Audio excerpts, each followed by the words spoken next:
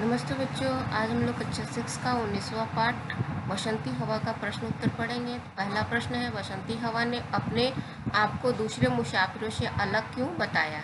उत्तर है, बसंती हवा अपने आप को दूसरे मुसाफिरों से अलग बताती है क्योंकि सभी मुसाफिर की कोई न कोई मंजिल होती है, परंतु बसंती हवा की कोई मंजिल नहीं है।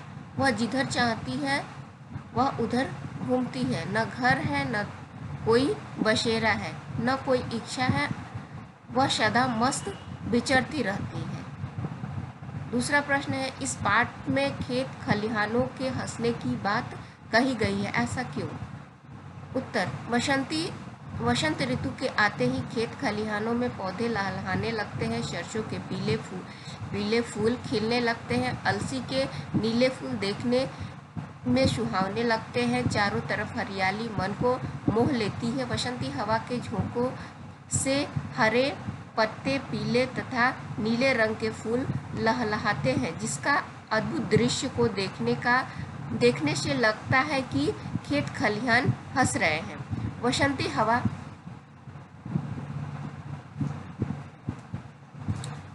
हवा का कौन सा अंश आपको सबसे ज्यादा प्रभावित करता है और क्यों? बसंती हवा का अंतिम यह अंश हमें सबसे ज्यादा प्रभावित करता है क्योंकि पथिक उस खेत में आता हुआ दिखा। तब बसंती हवा उसे देखकर खिलखिलाकर हंस पड़ी। उसे हंसता देख सारी दिशाएं हंस पड़ी। लहलहाते खेत हंसने लगे। धूप भी प्रकृति का साथ देकर हंसकर सबका स्वागत करने लगती है। सारी सृष्टि में एक मुस्कान दौड़ जाती है। प्राकृतिक वातावरण बहुत सुंदर हो जाता है। एक नया संचार, नई खुशी की दौड़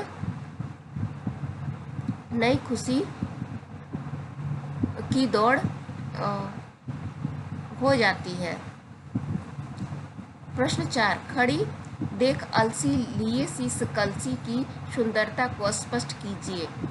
खड़ी देख अलसी लिए शीश कलसी की सुंदरता को कवि ने वर्णन किया है। खेतों में तीसी का पौधा में जब फल लगता है तब मानो वह अपने सिर पर कलसी यानी घड़ा लिए रहता है। वह हवा के झोंकों से भी वह गिरता नहीं। वह जस के तस माथे पर चढ़ा रहता है। वह हवा बसंती उन पौधों के साथ खूब शरारत करती है। वह उसे गिरा नहीं पाती और शर्मा जाती है। यह सबक लेकर सरसों के फूल को नहीं झचकोरती।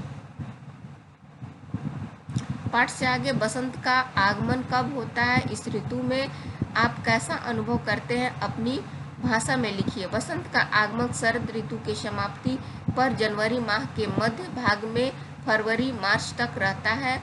हिंदी महीने के अनुसार यह ऋतु माघ माह के शुक्ल पक्ष से माना जाता है। इस ऋतु में बसंत पंचमी सरस्वती पूजा का आयोजन होता है। इसे ऋतुओं का राजा माना जाता है क्योंकि यह ऋतु सभी को आनंद प्रदान करती है। इस ऋतु के आते ही कपकपाने वाली सर्दी खत्म हो जाती है, अतः मौसम का कष्ट नहीं झेलना पड़ता है। चारों तरफ सुखद अनुभव होता है। प्रश्न 2, इस पाठ को पढ़ने के बाद हवा के प्रति आपके मन में किस प्रकार के भाव उठते हैं, लिखिए। इस कविता को पढ़कर हवा के प्रति एक आत्मीयता का भाव मन में उठता है। हवा की सर्वव्यापकता मनुष्य के जीवन का आधार है। हवा के बिना पृथ्वी पर जीवन असंभव है। प्राण वायु हवा हमें जीवन देता है। सरस्वती पूजा को बसंत पंचमी के नाम से भी जाना जाता है। सरस्वती पूजा पर एक निबंध लिखिए। माघ मास के शुक्ल पक्ष के पंचमी तिथि को बसंत पंचमी के नाम से जाना जाता है। इसी दिन माँ सरस्वती की पूजा सारा भारतवर्ष करता है। इस दिन विद्या की देवी सरस्वती माता का पूजा अर्चना की जाती है। हमारा देश त्योहारों का देश है। त्योहार हमारे जीवन में एक नई आशा का संचार करते हैं। इस बसंत पंचमी के अवसर पर विद्यालय महाविद्यालय और शैक्षिक संस्थानों में विद्यार्थी द्वारा देवी की प्रतिमा रखी जाती है। सभी लोग श्रद्धा भाव से पूजा अर्चना करते हैं। इसी दिन से होली पर्व का आगाज करते हैं। सभी अबीर लगाते हैं एक दूसरे को। संध्या काल में विद्यार्थी द्वारा विभिन्न सांस्कृतिक कार्यक्रम का आयोजन किया जाता है। रोमन कैलेंडर के अनुसार वसंत पंचमी का आगमन जनवरी माह में होता है।